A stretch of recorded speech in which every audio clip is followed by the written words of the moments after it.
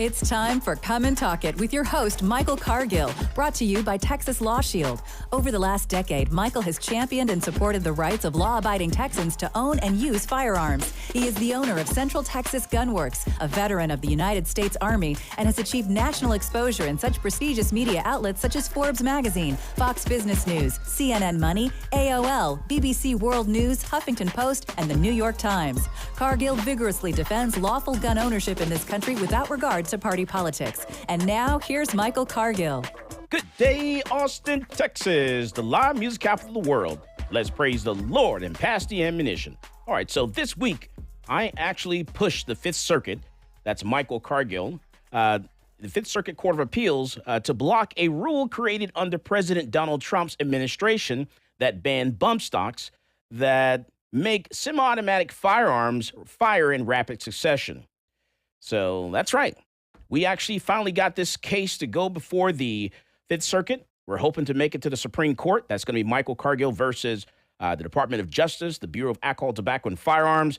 And this case was heard it was actually presented by my attorneys and heard by 16 active judges on the appeals court to reverse a decision by 3 of its judges upholding the ban, which took effect back in March of 2019.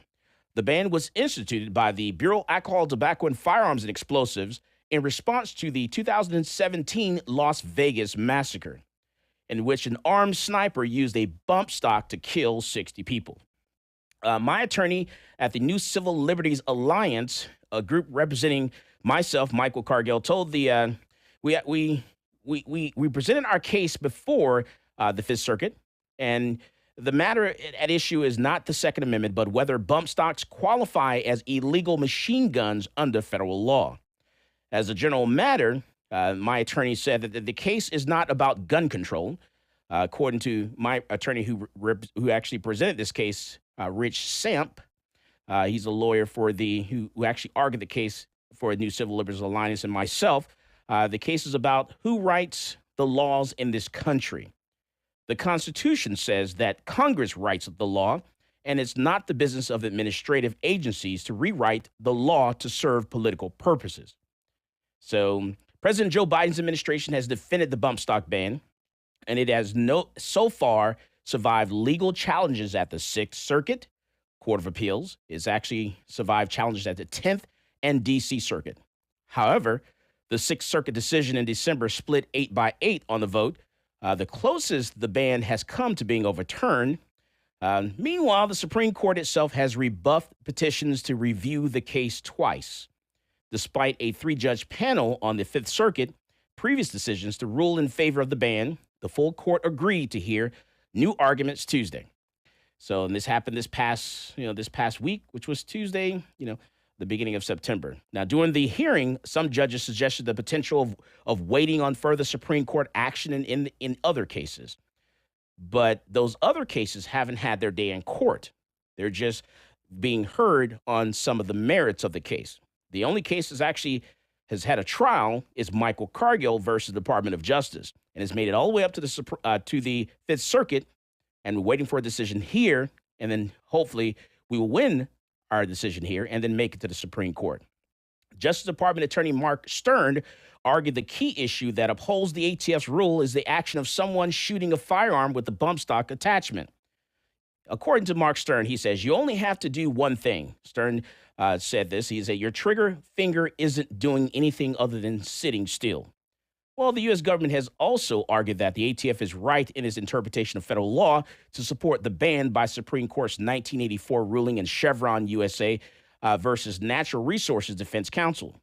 Now, which held that courts will give an agency difference in ambiguous situations so long as interpretation is reasonable.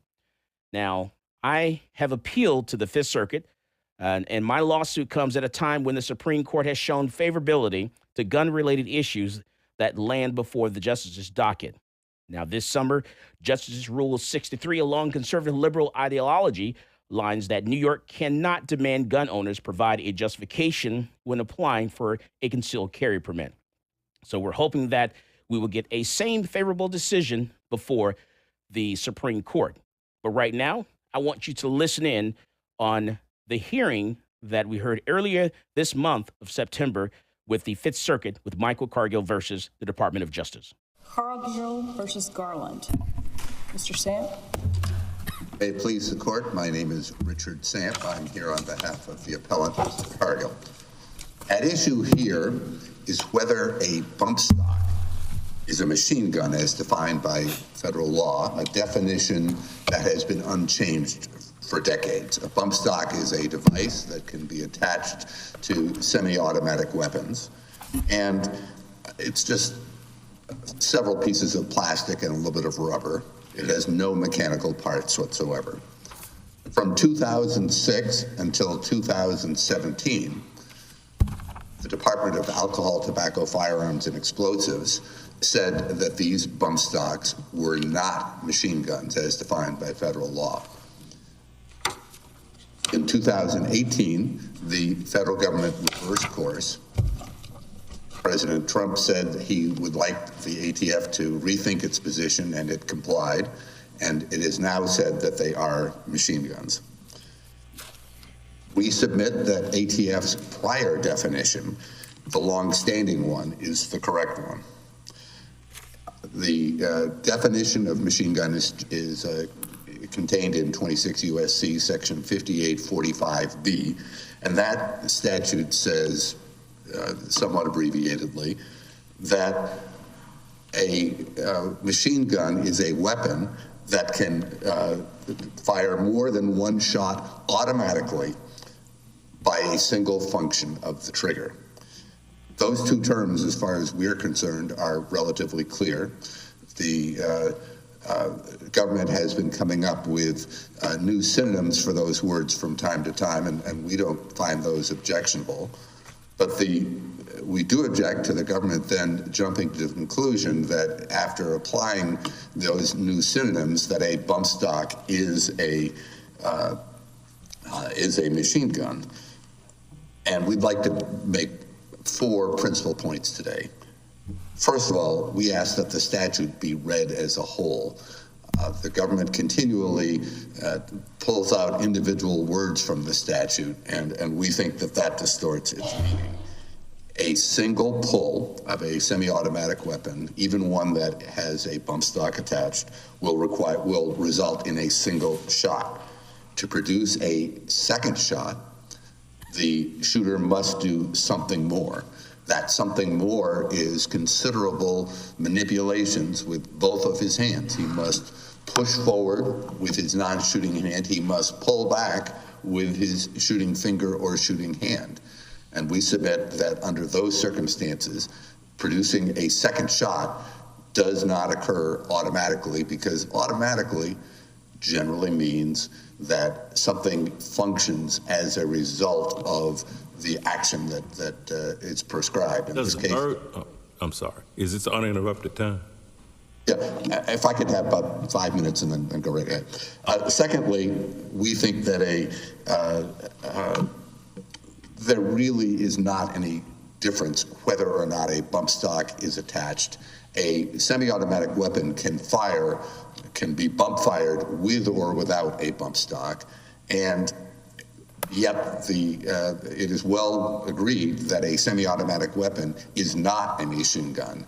The mechanism is exactly the same even when a bump stock is attached, and we think that failure of the government to come up with a meaningful distinction between a semi-automatic with and without a bump stock is fatal to its current interpretation of the statute. Third,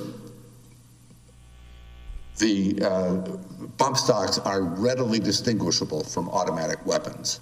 An automatic weapon, you can set it up on a tripod, take one finger, pull the trigger back and hold it, and it will continue firing until the weapon runs out of ammunition. On the other hand, with a bump stock attached to a semi-automatic weapon, there will not be more than one shot unless considerable action beyond just pulling the trigger occurs.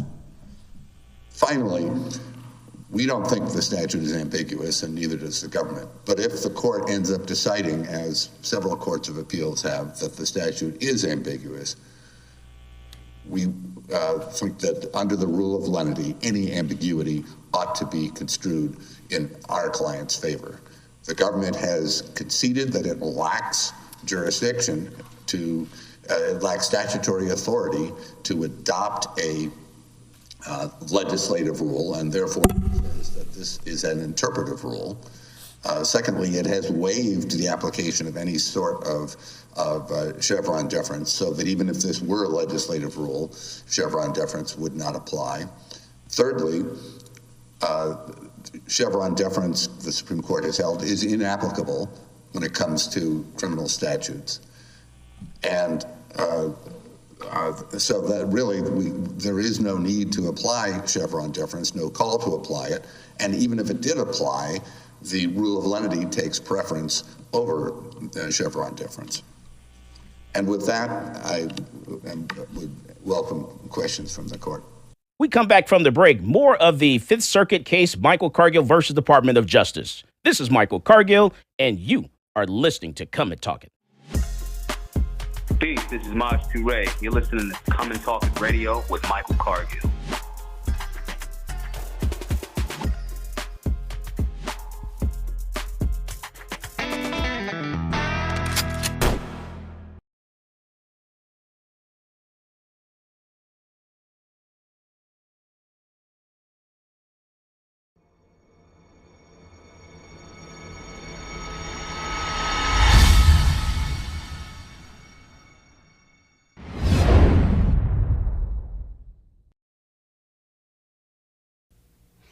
Hello, my name is Edwin Walker. I'm an independent program attorney with Texas Law Shield. I want to talk to you today about an issue that we see on a daily basis. In fact, you yourself will encounter it on a daily basis, and that is the subject of road rage. I am sure that you have all seen road rage. You may have actually been involved in a road rage incident.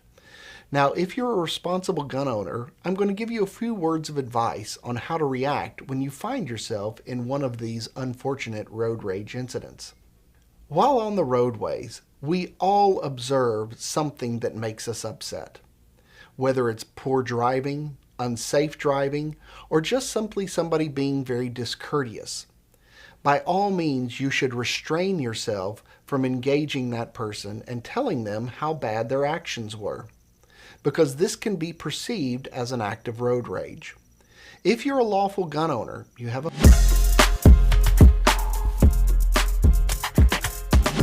Welcome back to Come and Talk It. And now here's Michael Cargill. And we're back. Let's listen back in on the court case, Michael Cargill versus the Department of Justice. One of the major points that the government likes to make is that 1934 definitions of the words automatically and function comply fully with the definitions that the government has adopted. It at one point said that a function of the trigger is the same as the pull of a trigger, and it now has changed that, and it says a function of the trigger is equivalent to a pull of the trigger plus any analogous motions. And we really have no problem with that whatsoever. They also argue that the word automatically should be defined based on 1934 definitions as being the same as self-acting or self-regulating. And again, we have no problem with that.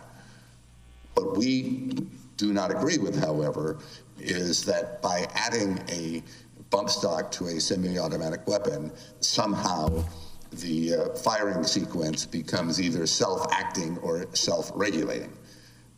The one function that a bump stock assists with, it assists a shooter in managing the recoil of the weapon. It is, if without a bump stock, it perhaps will not recoil in exactly the same manner every time, and it becomes more difficult to sustain bump firing without the bump stock. Counsel, do you agree? I'm over here. Okay. Do you, the opinion of the court, the panel opinion says in footnote 12 that Cargill does not argue that Congress cannot outlaw bump stocks. That's correct. You're not taking the position that Congress cannot outlaw bump stocks. That is correct. And in fact, 12 states in the country have outlawed bump stocks. And that has been one of our principal points all along, is that this defining crimes like this are a legislative function, and we don't see the Second Amendment as being implicated by this case at all. And do you concede that the Aikens accelerator is a machine gun, spring-aided, mechanical? The government says you do concede that. I'm not an expert on the Aikens accelerator, but my impression is that, yes, it is a machine gun. And the reason is that you don't need to put forward pressure on the Aikens accelerator. Aikens accelerator was the earliest version of a bump stock. It has an internal spring so that the recoil of a weapon is automatic. That's caused by basic physics. And then there's no need to push forward because the spring pushes it forward, and that pushing forward of the rifle causes the trigger itself to push forward, and it bumps automatically into the finger of the shooter. And so, as I understand an Aikens accelerator, it is a machine gun, and I think that the Aikens accelerator well illustrates why the bump stocks at issue here are not machine guns, because it does require, following the automatic recoil of the weapon, the shooter must push forward with the fore end of the rifle, pull back on the trigger grip or the trigger ledge itself, and that is what causes the trigger. And you're saying that has to happen each time another shot is fired? There has to be some movement by the shooter in order to affect a second, a third, and a fourth shot. That's correct. Each shot, there has to be a movement. That's correct. Every single shot, he must do that. Now, he must do what? Excuse me? Between every single shot, he must do what? He must, when the recoil causes the gun to go back, causes his arm to go back, he must push it back forward every time. He also must pull back with this hand in order to allow the trigger finger to make contact with the trigger that is coming forward because of pushing forward with his hand. Well, you said, counsel, that he has to make that movement. My understanding is this, and you're going to correct me, I have no doubt, is that basically when the shooter sets his or her stance and is making the motions forward with one hand, backwards with the other, fires the trigger, all that's necessary is for that shooter to maintain his stance or her stance. He's not doing all of this, he's just staying still, isn't he? The shooter, it's not an easy process. The witness who... Well, maybe that's where you're headed, but let me tell you, is there any muscular action other than maintaining the stance when the trigger's pulled the first time? Thereafter, isn't the shooter just maintaining that constant pressure both directions with the finger in that location, and the firing goes on? Sounds sort of automatic. Muscular pressure, and it is extremely tiring to maintain constantly going forward. It's not new motion. It's not an easy process. Well, I'm not saying it's easy or hard, but it's not new motion every time, new physical reaction other than maintaining the pressures that were there when the firing first began. I would say that it is, to a certain extent, instinctual. It happens relatively fast, so the shooter has to train himself to be able to keep his finger, trigger finger, motionless, and to make sure that his arm can keep going like this. He's probably not thinking about it, oh, I better push it again, because it happens very, very quickly. But does it still require a physical act by the shooter? Is that what's triggering it, or is it simply whether the trigger itself is being impacted by one thing or another? In other words, I'm not sure why the statute would require the shooter themselves to be doing something as opposed to something happening to the trigger. The reason why it's important in our minds that the shooter has to be doing something is the word automatically.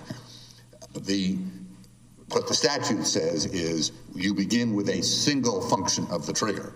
If a single function of the trigger then sets in motion an automatic process, then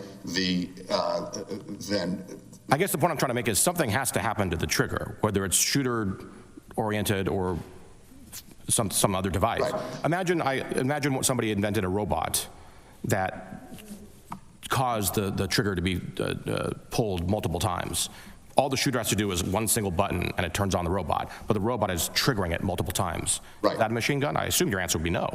No, that is a machine gun, and that is what this court held in the Camp case. That in the Camp case, there was a single push of a switch or a button, and there was a motorized mechanism in the gun that then caused the trigger mechanically to, without anybody doing anything with the trigger moved back and forth by itself, and that was held correctly in our view to be a machine gun because one pull of the trigger, one function of the trigger, then caused all of these things to happen. And the mere fact that the trigger continued to move, the court held was not relevant to the analysis. It was still a machine gun because it was all happening automatically. It's the automatic firing of successive shots. I'm sorry, I didn't hear that. The automatic firing of successive shots, one after another.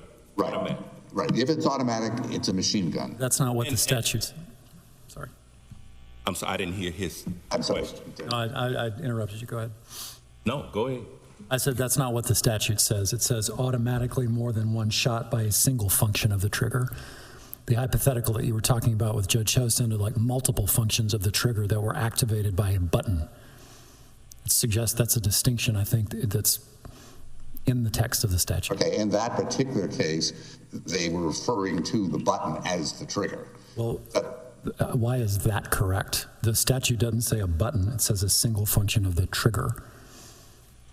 I would think that the word trigger has been broadly construed by a number of courts of appeals, including the Court of Appeals.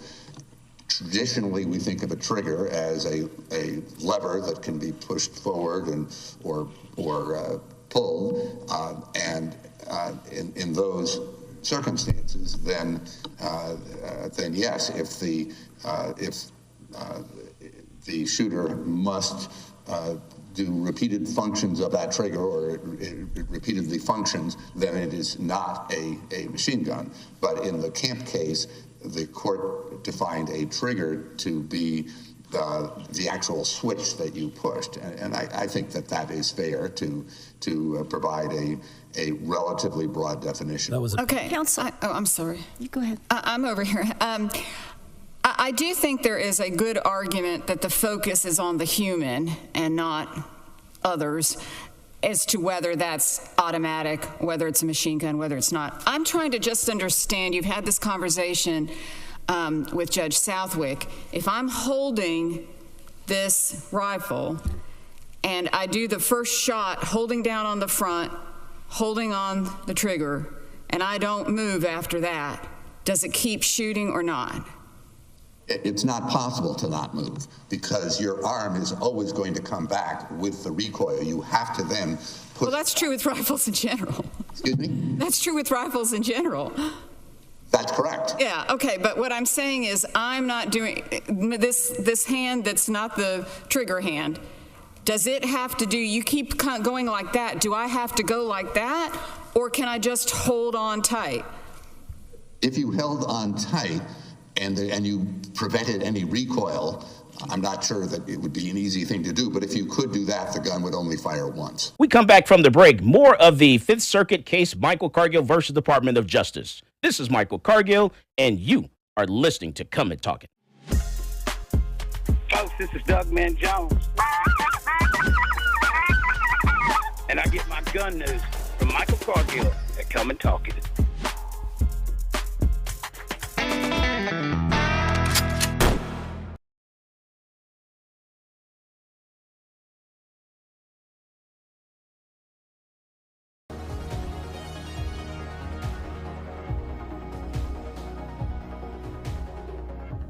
Whether it's a typical traffic stop or you're just involved in a use of force incident, encounters with law enforcement can be scary and stressful. In the heat of the moment, you may inadvertently say something you don't mean or make an inconsistent statement. These are red flags for officers, and if they think you're lying or your story doesn't add up, they might arrest you and let the criminal justice system decide your fate. Police officers are trained to get information from you without making the interaction seem like a formal interrogation. But remember, from the moment an officer arrives on scene, everything you say and everything you do will be scrutinized in court. The prosecuting attorney will attempt to use anything and everything against you. So what do you say? You say, I invoke my right to remain silent, and then let your attorney interact with law enforcement on your behalf. One important note though, do not throw common sense out the window. For example, if the intruder's hiding somewhere in your house when the police arrive, or if you saw the perpetrator pitch his weapon into your backyard, quickly tell the police and then stop talking.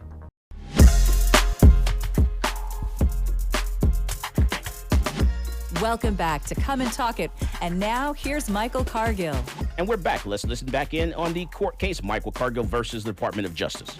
So, counsel, assuming arguendo, there's a dispute as to whether or not it even matters whether there's human motion, whether that's required or not. But assuming arguendo that human motion is required, in order for the weapon to fire again, the shooter must apply forward pressure. It may occur quickly, but do you agree that the shooter is not maintaining stationary and trying to bulk himself up in the hypothetical that Judge Haynes was presenting? Instead, they are applying forward pressure.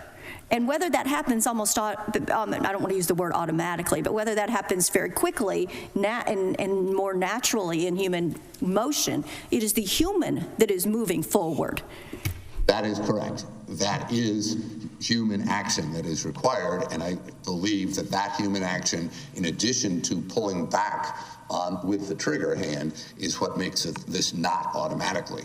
Now, I also agree that with a semi-automatic weapon, you do have to have multiple functions of the trigger. And so I agree with Judge Duncan with the point that you're making. But the way I heard your description, it sounded like the recoil forces the arm to move in one direction or the other. In other words, a shot's fired and there's recoil. And the arm moves based on the recoil. That's correct. So then the shooter actually has to do something to not have what normally happens happen. Because what normally happens is there's recoil and the shooter reacts to the recoil. That's natural. That's normal. So the shooter has to do something against the norm in order to have this weapon continue firing the shots.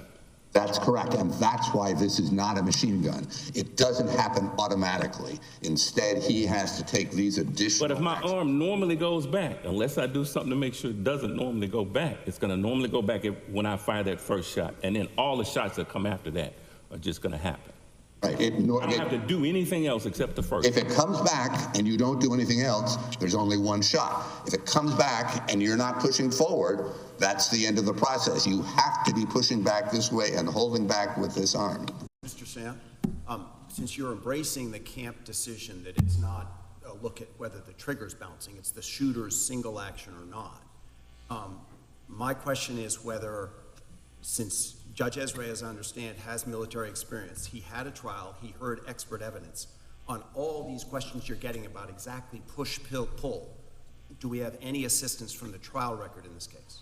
Well, the trial record in this case, first of all, includes the administrative record, and as the government has repeatedly insisted, the administrative record is controlling in this APA case, and the ATF has thoroughly explained how the process takes place, and we really don't disagree with how it was described there. We do think that Judge Ezra made one mistake in his finding when he seemed to think that it was the recoil that caused the trigger to bump into the trigger finger. Instead, the recoil separates the trigger and the trigger finger, and it is only because of pushing back this way after the recoil that the trigger and the trigger finger come together.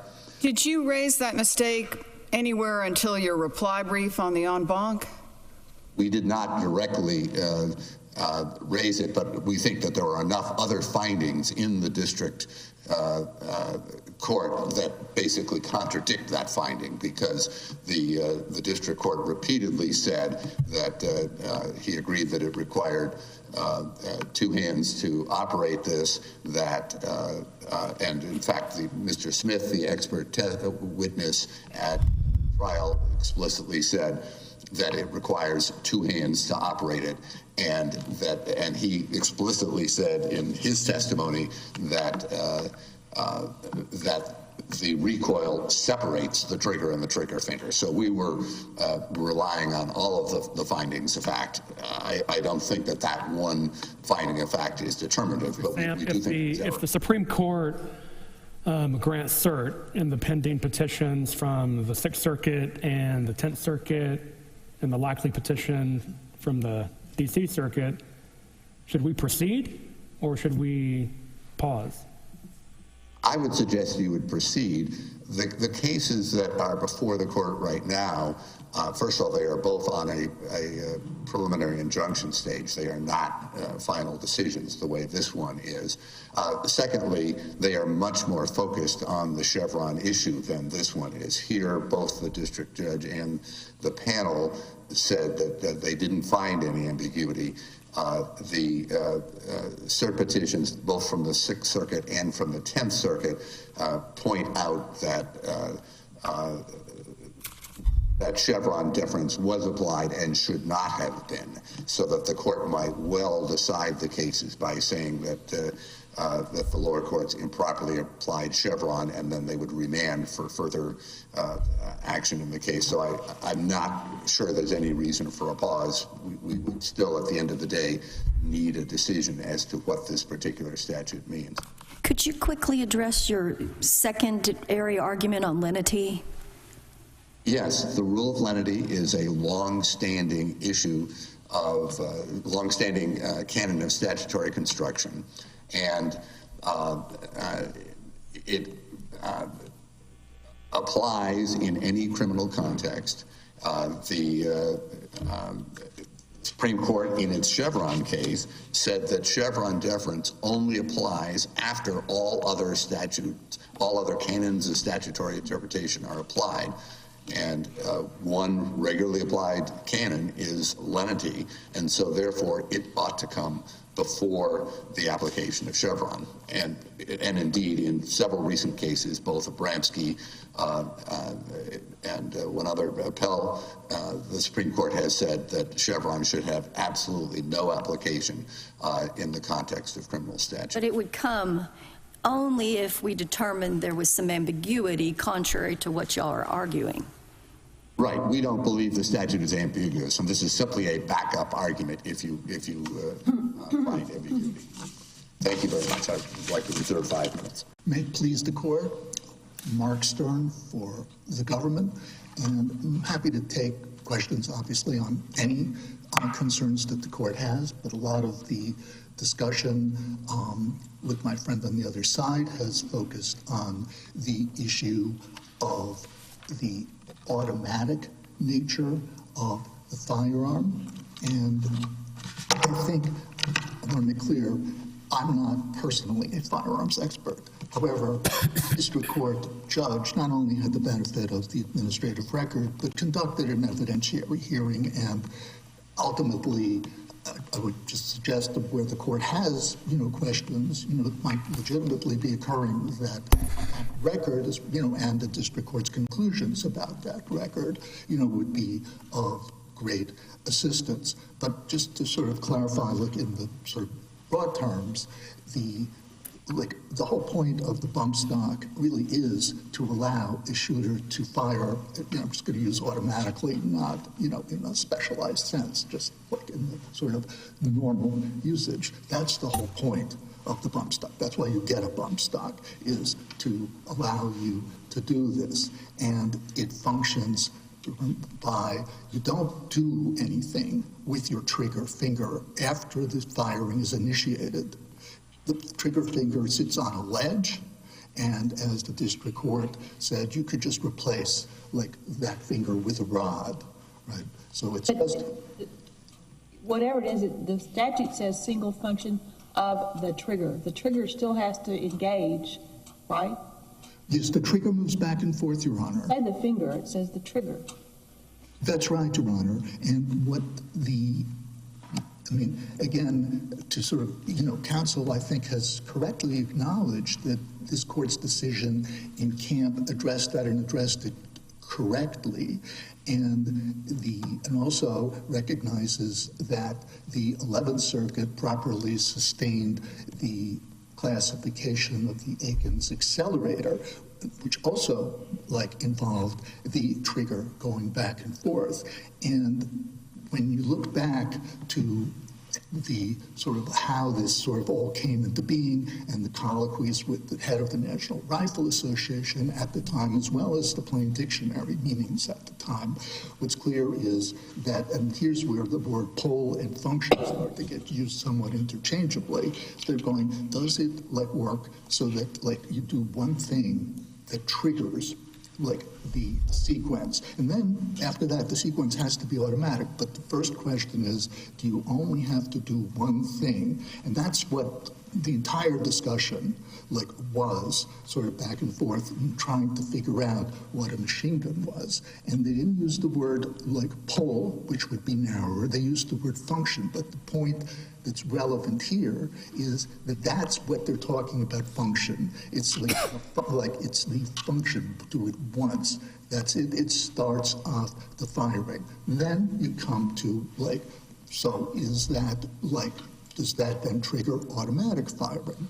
So the answer there is, yeah, you're holding, and again, I'm an expert and I'm also a bad actor. So you would be holding the firearm. I mean, I have tried it, but I'm still not good at it. You simply are holding it and you're pushing forward.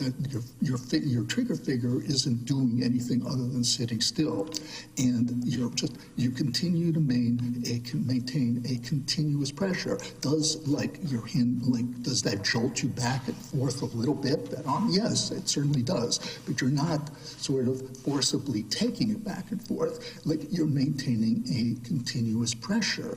And it sort of boils down to an argument that if you have to do anything else other than press the trigger, then it can't be automatic. We come back from the break. More of the Fifth Circuit case, Michael Cargill versus Department of Justice. This is Michael Cargill, and you are listening to Come and Talk It. Hi, this is Stephen Williford, the Barefoot Defender. I get my global gun news from Michael Cargill at Come and Talk It.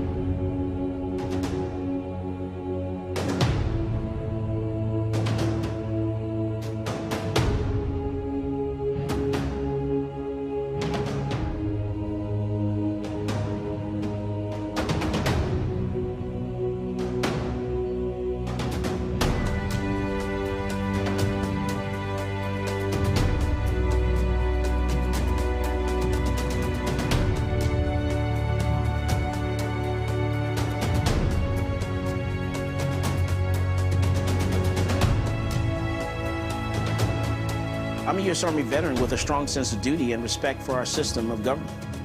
After 12 years, I was honorably discharged and decided I would fulfill the American dream of entrepreneurship and open up a gun shop in Austin, Texas. At my shop, I teach people to be law-abiding and how to safely use their firearm. On page 46, we're going to talk about Penal Code Section 46.02. The day that ban went into effect, I went into my local ATF in Austin and turned over my Bumpstock because I'm a law-abiding citizen. But I wasn't going down without a legal fight. So that's why I reached out to NCLA.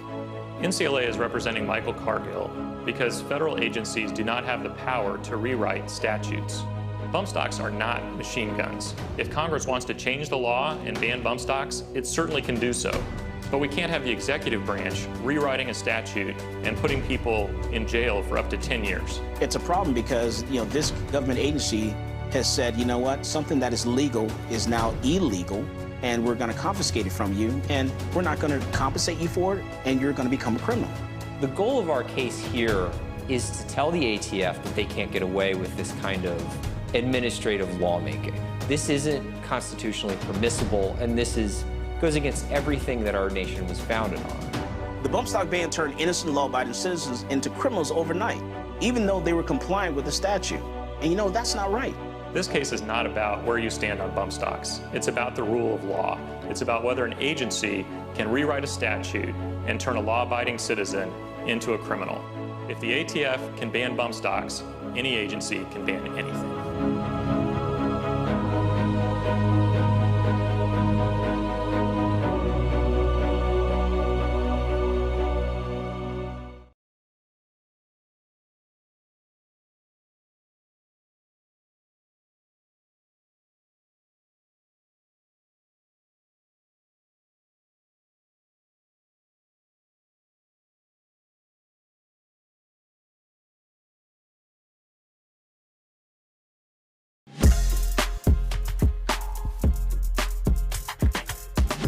Welcome back to Come and Talk It.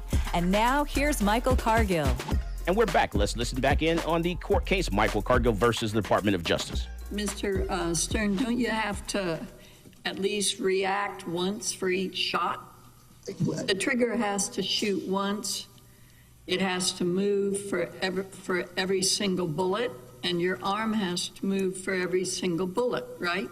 Well, I mean, I guess sort of in physical terms, like a reaction has a reaction to keep it, but like it doesn't move very much. It's not like you're like maintaining that pressure all the time. Well, did the government introduce any evidence to show that it was only a modicum of pressure, virtually no pressure, as opposed to a lot of strength or? Well, the ATF expert, I mean, I can't remember exactly what was said, but the ATF expert, and again, this is obviously my characterizations are not what's crucial. It's what's like in the administrative record and what was before the district court. But the ATF expert sort of like elaborated and more fully explained exactly how it works and the kind of pressure that you need to put to it. And the district court asked all the questions that are relevant to making that determination. So I just ask the court to look at that, and because I mean that's really so like really like, and it can't be conceptually that it's just if you have to do something else other than press the original trigger. I mean, even on the machine gun, you have to keep holding the trigger back for it to continue the fire. But it's still one trigger engagement, one bullet, whereas an automatic weapon is trigger goes back and all the bullets keep going out until it's stopped. Right, I agree. My only point was that, like, if you let go, I mean, and this is why, like, does the single function set off a automatic chain that keeps going until the, like, shooter like basically sort of does something to stop it, usually by releasing the pressure, and it's going to be releasing the pressure like you take your finger off the trigger in the traditional model. Here, you like stop exerting the forward pressure. And I'm sorry. I do have a question. I didn't know it was that obvious. I was waiting for you to finish. Mr. Stern, sympathy for your position, but part as much as anything that concerns me is the statute. It's not talking about the trigger finger and one pull of the trigger finger.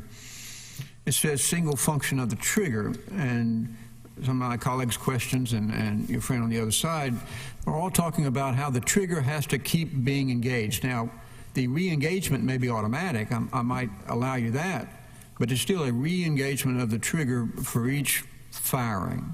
So we got to make that fit for your position into the sense of it still being automatic. So focusing on the statutory language, and it's a single function of the trigger, how do you make that work when you have however many shots there were, there's that many pulls on the trigger. Well, I mean, I think there are a couple of ways, Your Honor. I mean, one, D.C. Circuit in its recent, Weddy's opinion, was focusing in part on the use of the word by. It's like what happens, it's triggered by a single function of the trigger. And I thought that was a useful way of looking at it. And again, if we sort of go back to think of sort of like when, the concept, as it was used, was a single pull. And that's what they're interested in is, does one thing start it? And that's what this court said in Camp, where it goes, okay, there's just one, the trigger kept going back and forth in Camp, but you only did one thing to start it. And similarly in Fleischle, the Seventh Circuit case, and for example, if you had a button that you needed to hold in all the time in order to keep it automatic. I mean, sort of you generally have to flip a switch to take the semi-automatic to make it automatic. But if you had to hold that switch up while you were pressing your finger back on the traditional machine gun, does that stop making it a machine gun? I think the answer is no, and Judge Gibbon, I think, was right in her 6th Circuit observation, where you go, look, that kind of thing would allow sort of allow people just by making sort of minor additional things that you needed to do, taking a gun that was really automatic and sort of going, well, I have to also hold in that button, so it's not automatic anymore. We don't think that comports with any understanding of automatic, and we think that we think that the agency's definition is the correct one, and its application here is correct. We think the district court decision is very careful, and the panel made sort of extensive reference to that decision. And again, I think conceptually, I think it really is important to recognize that the inquiry just can't really turn on just does the trigger go back and forth. Mr. Stern? Why can't it? I'm sorry, you go ahead with your question. I want to follow up on Judge Southwick's question. This case, like many statutory interpretation cases, comes down to what statute did Congress write. I mean, I think in one of the decisions, circuit decisions, there's a diagram of the sentence and a footnote, and I want to ask you to go through that because I didn't like diagramming sentences either. But I got two questions. The first one is the subject of this sentence. Do you agree that it is weapon? It's not shooter. So such that what we're concerned about here is the mechanism of the weapon and how it functions, and not what the shooter does. I mean, it's because whether it's fired automatic, it can fire automatically more than one shot. Well, it's a weapon by a single function. A weapon which shoots automatically. Right. Not a shooter who does that's weapon correct, which shoots. No, we're obviously talking about, we're not banning shooters, we're banning weapons. Okay, great. And then the second question is the automatically part. The automatically is tied to by a single function of the trigger. So if the weapon shoots automatically by something other than a single function of a trigger, then it is not a machine gun. Do you agree with that? No. Why not? I think that it has to be well, let me clarify. I think I spoke too quickly. It's not that what you don't need is simply to hold in the trigger and do nothing else. It's the initial pull or function of the trigger is essential to starting it out. And that's what this court said, recognized in Kemp, and and in the Aikens classification, which is that you start it with a single function, and then you go, is what happens by that single function an automatic sequence? And that's where my friend and I disagree. But I don't understand your reliance on the Aikens accelerator, because I'm looking at the rule that the ATF wrote in the Aikens accelerator case, and it says, quote, removal and disposal of the internal spring would render the device a non-machine gun under the statutory definition. So obviously there's no internal spring here. I don't understand what the Aikens accelerator has to do with this. I mean, what it has to, I mean, you're absolutely right, Your Honor, that this is this is a change, right? The agency revisited that part of its conclusion. The part of that is common to the Aikens accelerator and to the Bumpstock here is the fact that the trigger continues to move back and forth in both in both cases. The difference is that you didn't have to maintain the same forward pressure with the Aikens accelerator. But in terms of the trigger mechanism, that's starting out, that's the same. Can I follow up on one question that Judge Garland and Judge Southwick have asked, which is that in camp, the court focuses on the statutory definition and says we have to look at the word trigger. It's the most important part of the text.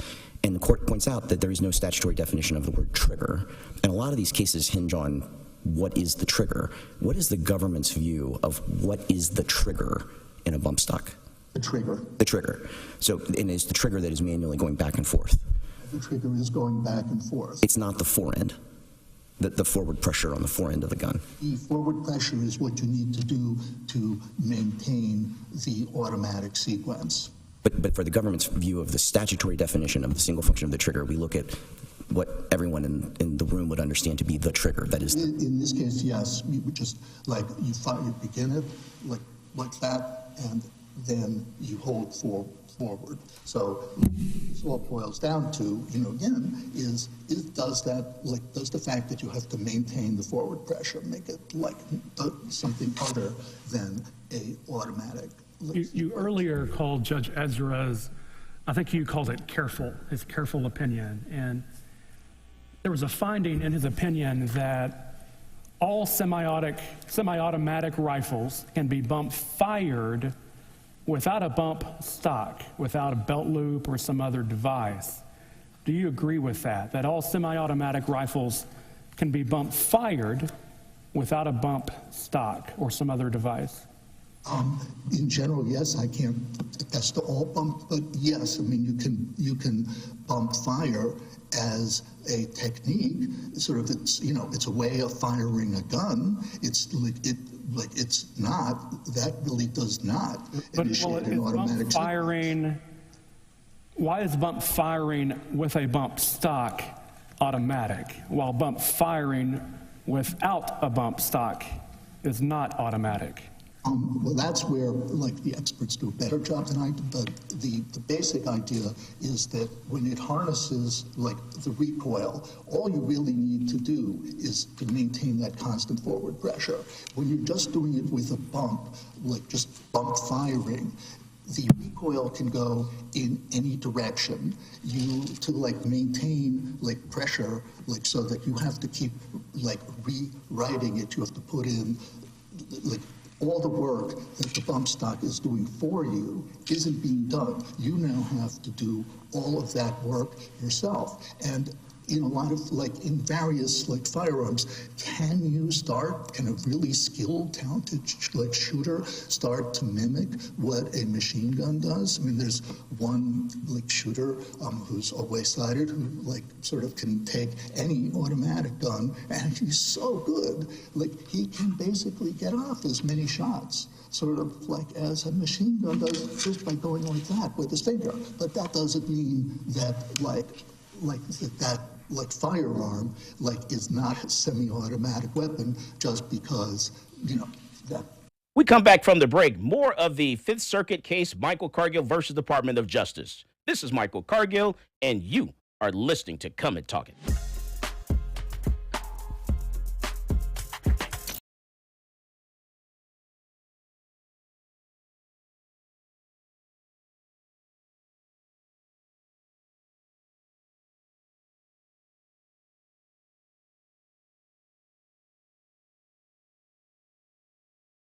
He didn't act that way. He never flinched. He went for his pockets. And when he went for his pockets, I thought my heart was going to stop. I mean,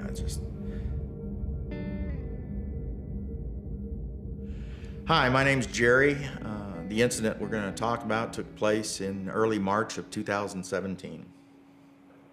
Started back about 3 years ago. We had a fella in the neighborhood that nobody really knew. We weren't familiar with him, and he was pretty regular about speeding up and down the street. It escalated into more speeding, threats. He chunked some rocks up into the yard, and broke my windshield in my truck, and it escalated from that into death threats. And he was constantly chirping about how he was gonna end it, and he was gonna kill so-and-so, he was gonna kill me, and it was all chirping. The day of the confrontation, I was leaving the neighborhood and heading to a meeting downtown Fort Worth. It was a beautiful day, I had my windows down, I was in my Suburban. As I was heading out, just about to leave my neighborhood, this guy comes into the neighborhood, sees me coming out, pulls into my lane, causes me to stop, and then he kind of cut at an angle in front of me and jumped out of his truck and ran at the side of my Suburban, saying, "Today's the day you're gonna die, he's gonna end it." He comes over and he's slamming his hands up against the side of my vehicle, my truck. But he's screaming at me, telling me he's gonna kill me, he's gonna end it, this is the day I'm gonna die. He reaches in to try and open up my door. I grabbed my weapon, I put my weapon right at his chest at the window and told him to get back, told him to get the hell back. And he never did. He never moved, he never changed anything. He went for his pockets, shuffling into his pockets, and he pulls out his cell phone. I drove off around and called 911 before I got to the end of my street. Yeah, I've carried a weapon for pretty near 20 years, and I've never had to pull my weapon out. Now, I can tell you that when you do that, it's the emotions are incredible. You feel the flush come through your body because you just pulled a weapon on somebody, you're pointing a gun at somebody, and they don't move. And that's a whole nother, they didn't say, "Whoa, I'm stop," like anybody that you'd think would do that, but he didn't act that way. He never flinched. He went for his pockets, and when he went for his pockets, I thought my heart was gonna stop. I was actually told that if he would have pulled out a gun, he'd have shot me before I could have actually pulled the trigger, and that's pretty awakening. I contacted Texas Law Shield and spoke with them and got a statement that I wrote, and I turned it in the following day. And it was subsequent to that I was told that I was gonna be arrested for deadly conduct, and Texas Law Shield stepped up to the plate, and they got in my corner and handled it from there. Factually, the case was unique because Jerry never got out of his vehicle, but was still forced to pull his weapon and defend himself. And you don't see that often. Usually, a self-defense case, both people are outside the vehicle. They ended up arresting me. Texas Law Shield got me out in a matter of a very few hours. They called me on a regular basis and stayed in touch with me and kept me up to speed on what the progress was, but the delays took about a year and a half before we got to trial. Being this other person was the aggressor and Jerry never getting out of his vehicle, we explained and taught the potential jurors about the Castle Doctrine in the beginning of trial, argued it during trial, and then they were instructed on the Castle Doctrine at the end of the trial, and that's actually what they used and applied when they found him not guilty. Everything was in line. We just told our story, and our story come out on top. It took the jury about 18 minutes to come back with a not guilty verdict, and it was a great feeling.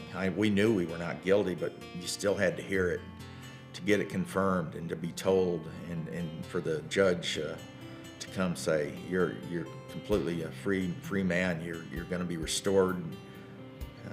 That means a lot. That means a lot.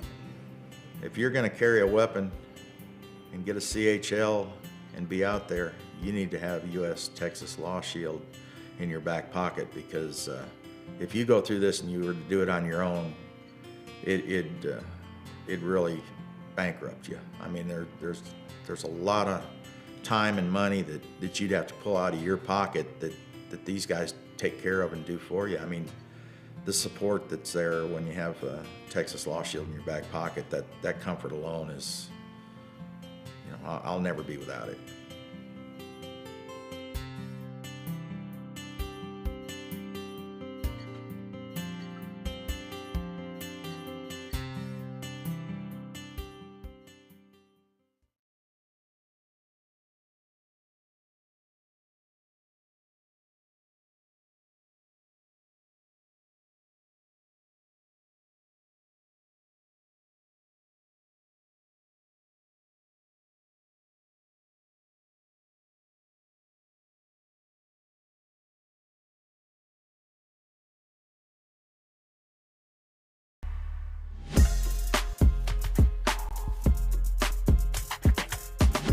Welcome back to Come and Talk It. And now here's Michael Cargill. We're back, and you've been listening to the Fifth Circuit Court of Appeals case in New Orleans with Michael Cargill versus Department of Justice. This is a case where we're arguing the bump stock ban. We're saying, hey, bump stocks are not a machine gun. We're arguing the definition. We're also saying that the ATF, the Bureau of Alcohol, Tobacco, and Firearms, cannot regulate. They can't actually create law.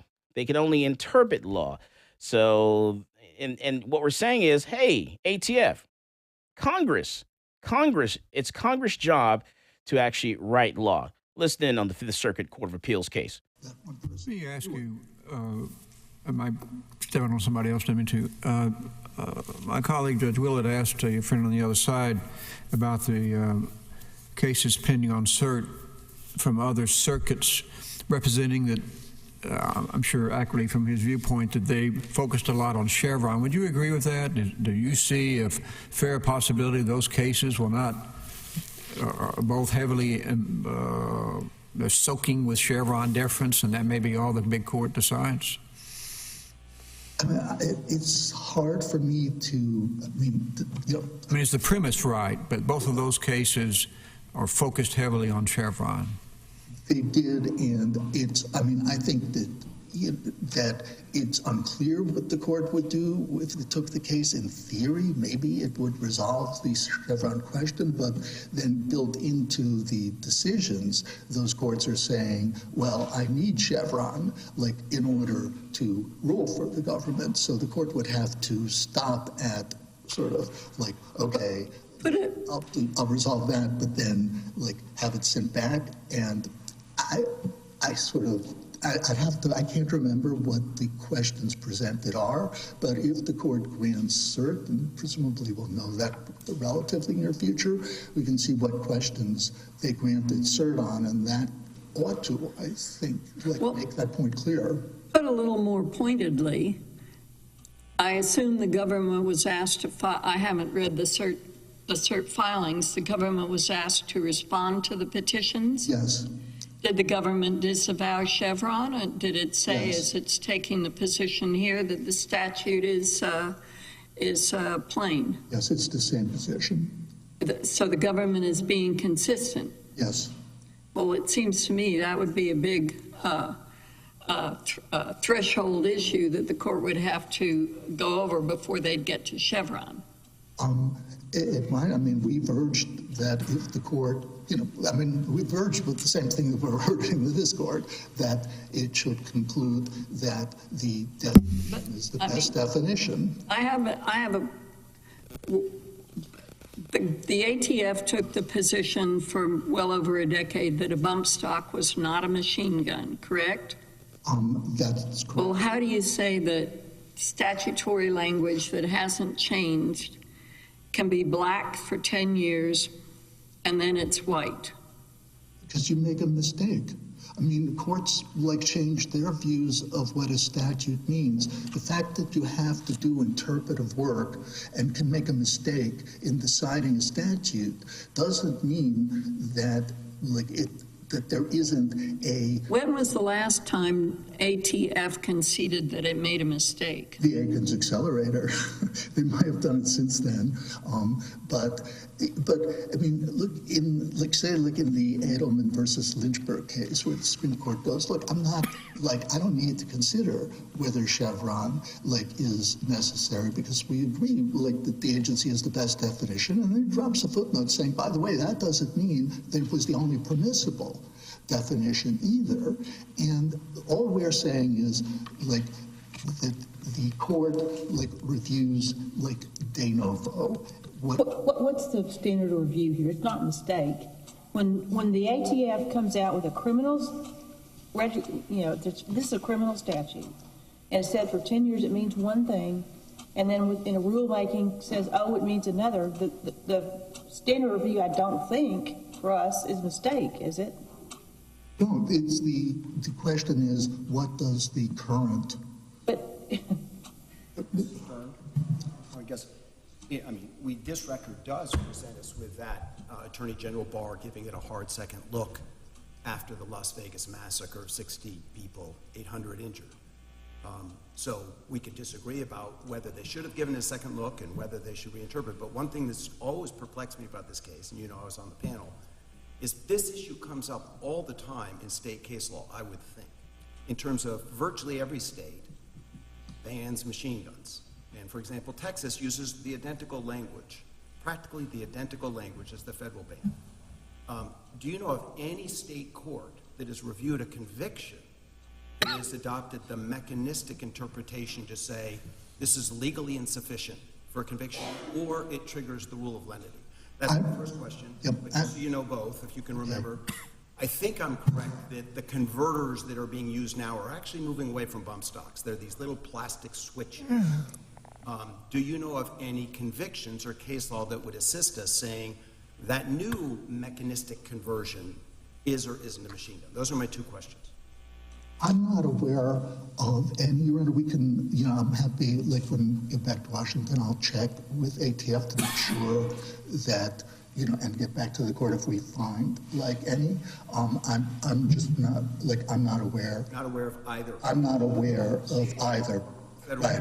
But I will also say I have not, we have not researched that question, so I don't want to represent the fact that I don't know it, means anything other than that. Though I think I would have known, but, but I'm going to double check to make sure. I'm happy to answer any more questions. The court's been very generous with its time, and we appreciate it. Thank you very much. We come back from the break. More of the Fifth Circuit case, Michael Cargill versus Department of Justice. This is Michael Cargill, and you are listening to Come and Talk It. Yo, what's going on, guys? It's Jack Jones here, and I get my gun news from Michael Cargill on Come and Talk It.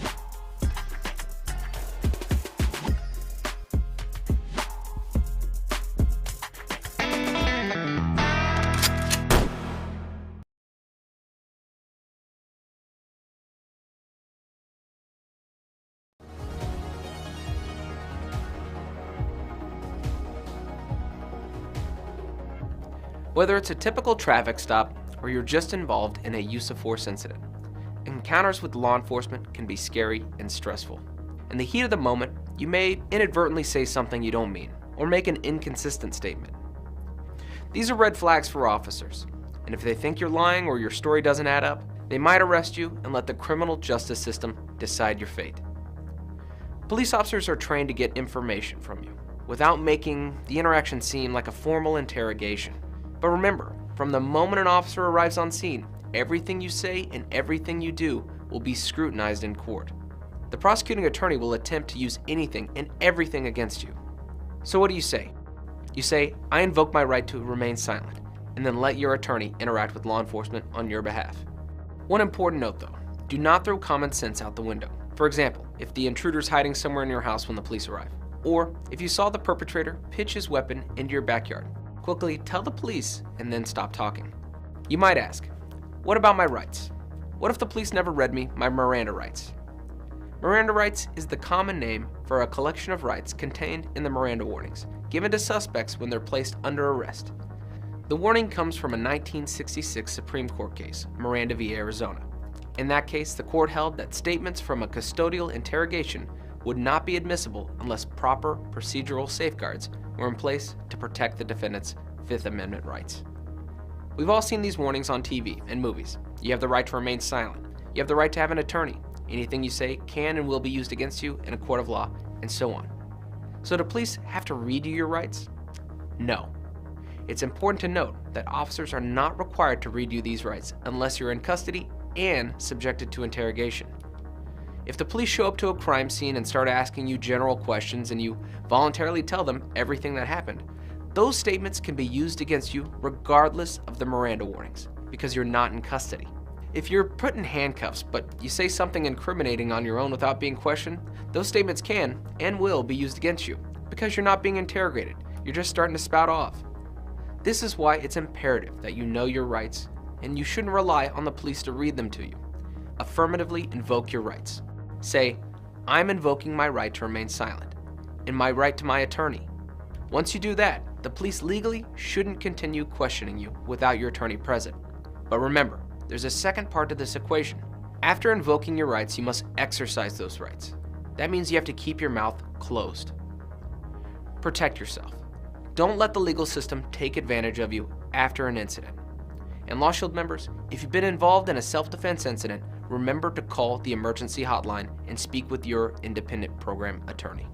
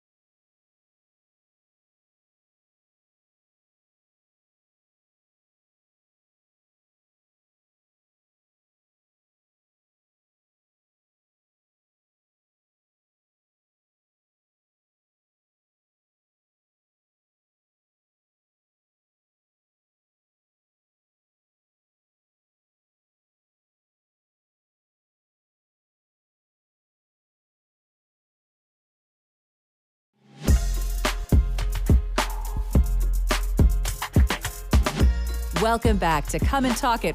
And now here's Michael Cargill. And we're back. Let's listen back in on the court case, Michael Cargill versus the Department of Justice. Counsel for the government seemed to suggest that more than just pulling the trigger is required to make a automatic weapon continue to fire, that you need to continue to hold the trigger. And our position, as we spelled out in our brief, is that basically pulling and holding the trigger is a single action. That's essentially what the Supreme Court held in the Staples case. The ATF basically takes that same position. There is a type of trigger called a binary trigger, which if you pull the trigger, you get one shot. If you let it go, that's a second shot. ATF has consistently said that that is not a machine gun, and that is because pulling and then letting go are two separate actions. So therefore, by that reasoning, pulling and continuing to hold the trigger is only a single action. The government suggests that the finger could be replaced with a post, and nonetheless, when you're bump firing, it would continue to fire without your finger being there, and that's correct. The finger is sitting there, and it's the trigger coming forward and hitting it that causes the weapon to fire. And that would be true if it was a post or not. But what the government doesn't mention is that you must nonetheless, even with a post there, you would continue to have to push forward. You would continue to have to pull back. You might not have to contact the trigger, but you would have to have your trigger hand on the grip and pulling that back. And those actions are what mean that it is not an automatic sequence that is occurring. Furthermore, in every single one of those situations, the trigger is going to continually function multiple times. It will not be one function of the trigger, and the trigger is functioning multiple times precisely because, not because of the initial pull of the trigger as in camp, it is continuing to function because of the human actions that are taking place. There was some question about whether there have been any criminal convictions, and I'm not sure that Judge Higginson, this answers your question, but the U.S. Court of Appeals for the Navy Marine Corps Criminal Appeals overturned a conviction for possession of a bump stock precisely on the grounds that we are arguing that a bump stock is not a machine gun. There's no question that the use of a bump stock facilitates the ability of the shooter to manage the recoil of the weapon. The government seems to suggest that that is the automatic function that is performed, and therefore that they satisfy the automatically requirement of the statute. The fact is that a semi-automatic weapon, as its name suggests, has lots of automatic features. Among them, it will eject the cartridge that has been spent, and it will put a new cartridge in for you, and that is what allows for rapid firing. What it will not do is allow you, with a single function of the trigger, to fire more than one shot, and for that reason, it is not a machine gun. I'm trying to make sure I understand how this works, because the brief said you put your finger on a shelf that's not the trigger to start the whole thing, right?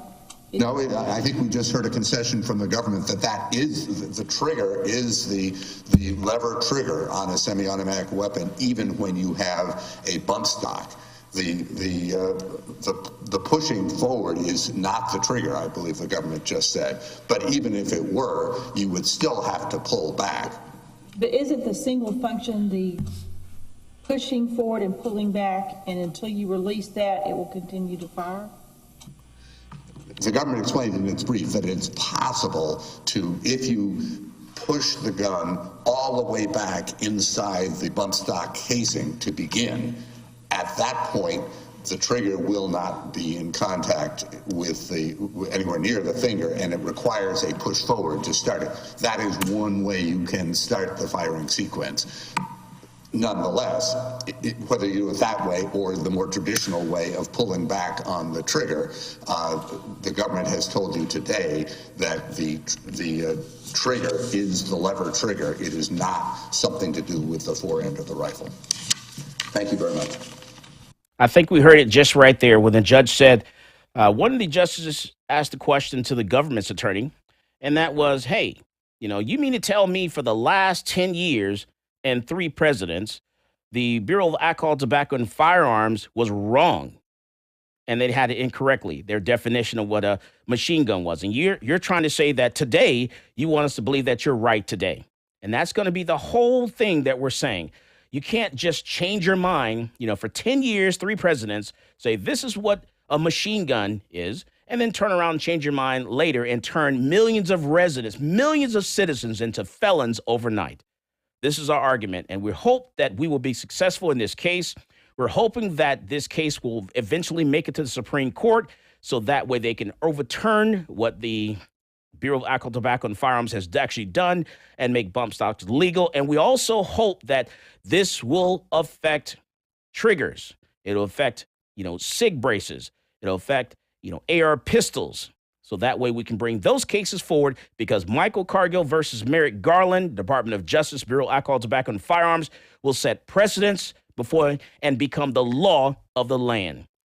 And so we hope that we presented this case in as best as we possibly can. I want to congratulate my attorneys, who I think did a wonderful job, who defended my position on this. Just keep in mind, the unlawful regulatory action transferred more than 500,000 law-abiding American citizens into presumptive felons overnight. And for that, we cannot let that stand. We have to stand and fight. As always, more guns equals less crime. You go out there and you buy yourself a gun. You've been listening to Come and Talk It with Michael Cargill.